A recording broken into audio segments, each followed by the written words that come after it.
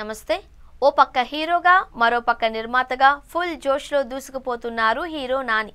హీరోగా దసరా, హాయ్ నాన్న, సరిపోదా శనివారంతో హ్యాట్రిక్ హిట్లు అందుకున్నాడు. నిర్మాతగా కూడా లేటెస్ట్ గానే కోర్టు సినిమాను రిలీజ్ చేసి బ్లాక్ బస్టర్ హిట్ సాధించారు.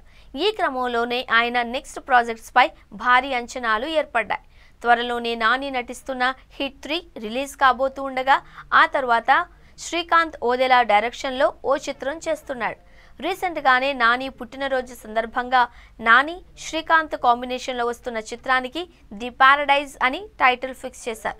ఈ చిత్రాన్ని సుధాకర్ చెరుకూరి నిర్మిస్తున్నాడు. అలాగే రిలీజ్ చేసిన గ్లిమ్స్ సైతం సెన్సేషన్గా మారాయి. నాని గత చిత్రాలకు పూర్తి భిన్నంగా రా అండ్ రస్టిక్ మోడ్లో నాని కనిపించబోతున్నట్టు తెలుస్తోంది.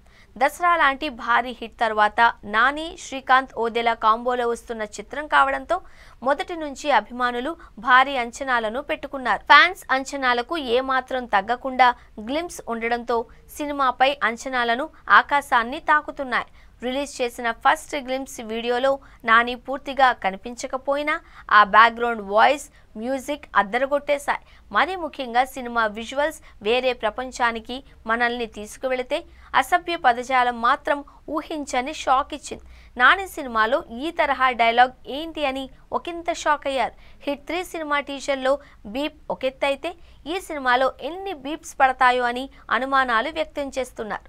అయితే ఈ సినిమాలో నాని తల్లి పాత్రలో సోనాలి కులకర్ణి నటిస్తున్నట్లు మొదట వార్తలొచ్చాయి. ఆ తర్వాత నటి రమ్యకృష్ణ తల్లి క్యారెక్టర్లో నటిస్తున్నారు అని గత కొద్ది రోజులుగా సోషల్ మీడియాలో టాక్ నడుస్తోంది. ఇప్పుడు అనూహ్యంగా సినీ వర్గాలలో డిస్కషన్ ప్రకారం ఈ చిత్రంలో విలన్గా సీనియర్ స్టార్ హీరో నటిస్తున్నట్లు గుసగుసలు వినిపిస్తున్నాయి. దీంతో ఆయన కనుక ఈ మూవీలో నిజంగా విలన్ రోల్ చేస్తే థియేటర్లు తగలబడిపోవడం గ్యారంటీ అని చెబుతున్నారు. ఇంతకీ ఆ సీనియర్ హీరో ఎవరు అనుకుంటున్నారా? ఆయనే కలెక్షన్ కింగ్ మంచు మోహన్ బాబు. కథ నచ్చడంతో మోహన్ బాబు కూడా ఈ సినిమాకు గ్రీన్ సిగ్నల్ ఇచ్చినట్టు టాక్ నడుస్తోంది. కెరీర్ ప్రారంభంలోనే విలన్గా గుర్తుండిపోయే పాత్రలో నటించిన మోహన్ బాబు మళ్ళీ విలన్గా చేస్తే గూస్ బంప్స్ కన్ఫర్మ్ అంటూ కమెంట్స్ చేస్తున్నారు. చూడాలి మరి ఈ విషయం నిజమో కాదో అని.